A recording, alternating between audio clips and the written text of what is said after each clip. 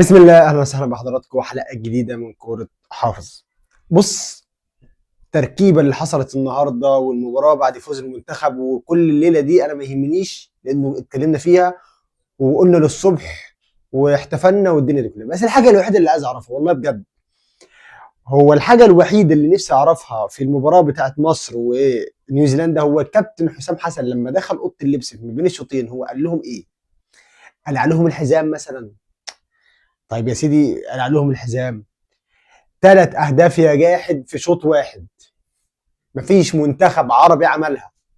كل المنتخبات العربية أول ما بيدخل فيها الهدف بت... خلاص، لا حول ولا قوة.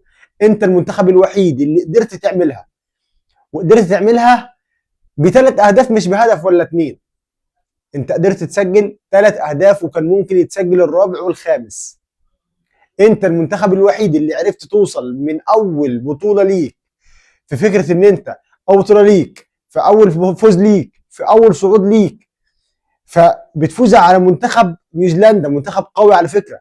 بتتعادل مع منتخب بلجيكا، مش هقول لك بلجيكا دي مين. بتصعد اول مجموعه، بتصعد اول مجموعه، ما بتصعدش تاني. حتى احنا قلنا لا، ده احنا نتعادل مع بلجيكا ومش عارف هي السيناريو بالتكه. السيناريو حلو، شوبير حلو، صلاح حلو، تريزيجيه احلى. لا، زيكو احلى واحلى. زيكو احلى واحلى. ليه زيكو احلى واحلى؟ لانه زيكو ده هو رهان الكابتن حسام حسن. الناس لما جابت زيكو قال لك يا مين زيكو؟ زيكو مين يا باشا؟ مين زيكو ده؟ زيكو اللي في 5 مباريات مسجل 4 اهداف، ده زيكو. زيكو اللي عامل اداء خرافي مع منتخب مصر. زيكو اللي حاليا هو مهاجم منتخب مصر. تقدر تتكلم؟ ارقام بتتكلم يا باشا، ارقام بتتكلم. هتطلع لك ناس دلوقتي بص، الكاره لحسام حسن هيطلع لك من الفسيخ، من الشربات فسيخ عادي. هيقلب لك الايه من الفسيخ شربات، لا هو هيطلع لك من الشربات فسيخ. ده الكاره. ولكن منتخب مصر عمل اعجاز وانجاز النهارده. رقم واحد، انت بتصعد. رقم اتنين، انت بتروح لمساحه ما حدش راحها قبلك في منتخب مصر. رقم ثلاثة، كل حاجه هتعملها الفتره اللي جايه هي انجاز ليك. انت ما فزتش قبل كده فبتفوز، انت ما صعدتش قبل كده فبتصعد. فاي حاجه انت بتعملها الفتره اللي جايه هي انجاز ما حدش عمله قبل كده. هتفوز على ايران، انجاز محدش عمله قبل كده. طيب صعدت من دور ال 32، انجاز محدش عمله قبل كده. طيب هتصعد بعد دور 16، محدش عملها قبل كده. اي هدف هيتسجل جديد محدش عمله قبل كده. اهداف محمد صلاح، مش عارف زيكو، مش عارف تريزيجيه. المنتخب ده خلاها خلاص، هو خلاك تنسى فكره فين بعد جيل 2010. خلاص الناس دي بتنسيك 2010 و2008 و2006، ده تاريخ على جنب. بس الناس دي بتكتب تاريخ جديد، بتكتب تاريخ بحروف من ذهب حرفيا. الناس دي بتكتب التاريخ من يعني بص، من اوسع الابواب بتاعته، علشان ما حدش يقدر يتكلم بعد كده يقول لك اصل جيل 2008 الناس دي عملت جيل، عملت اداء وعملت تاريخ. جيل 2008 و2006 و2010 ما عملوهوش، ما عملوهوش. الناس دي وصلت كاس عالم، وصلت كاس عالم. في لعيبه النهارده بتلعب قدام نيوزيلندا في منتخب مصر لعبت كاس عالم مرتين، خلي بالك.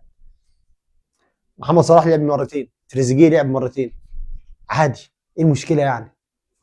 ايه المشكله يعني؟ ايه يعني؟ صعبه هي مثلا؟ مش صعب. بس الناس دي عملت تاريخ، ولابد ان الناس دي لما بتعمل تاريخ تشكر، نشكرها مش نقطع. حسام حسن اللي كل الناس فضلت تقول وتعيد وتزيد فيه، بيعمل تاريخ ما حدش عمله. مفيش مدرب من اول ما اتنشأت الكره المصريه لحد النهارده عمل الانجاز اللي عمله حسام حسن. هتقدر تتكلم في ايه؟ عندك ايه تتكلم فيه يعني؟ ايه يعني؟ ما تتوجع من الكلمه دي؟ طب ما تتوجع عادي، ايه المشكله يعني؟ راجل بيعمل اداء قسما بالله اداء خرافي. المنتخب العربي الوحيد اللي لما بيتاخر بيرجع، بل بيرجع بعوده وريمونتادا قويه جدا. 3 قدام نيوزيلندا، المنتخب اللي هو اتعادل مع ايران 2-2 والناس كلها كانت خايفه منه وقلقانه منه والكلام ده كله. وغير كده انت عندك رهبه من فكره كاس العالم وما فزتش قبل كده في كاس العالم، فيحسب لك.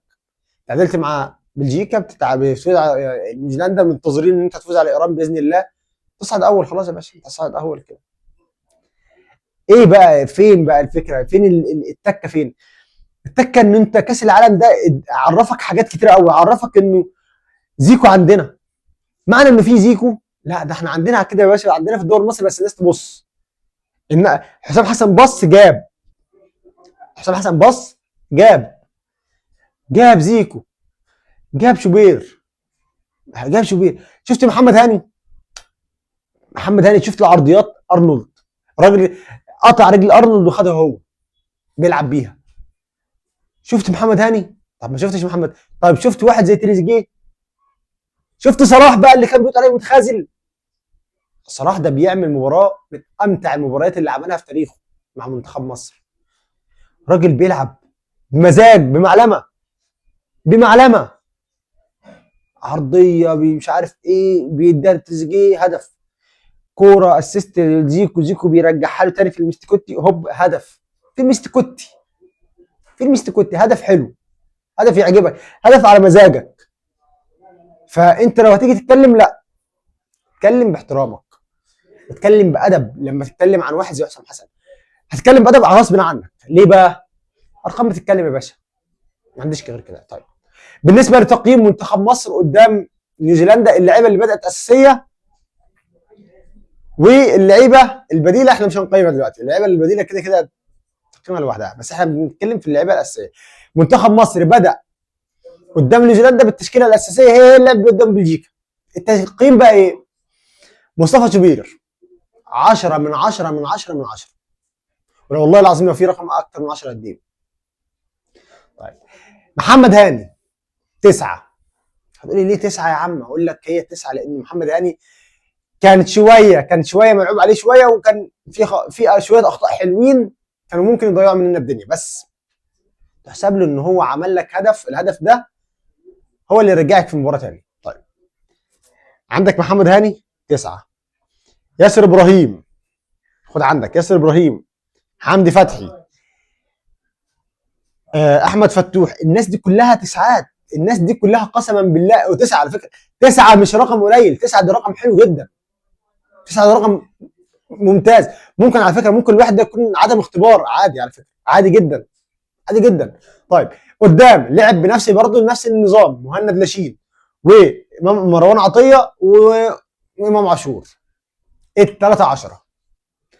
وعايز احيي بصراحه، عايز احيي واحد زي مهند لاشين، لانه مهند لاشين اساسا قال لك هو مهند لاشين هو اللي غلط في مباراه البرازيل، فعنده رهبه نفسيه كده من الفكره بتاعت ان هو يلعب قدام منتخبات كبيره.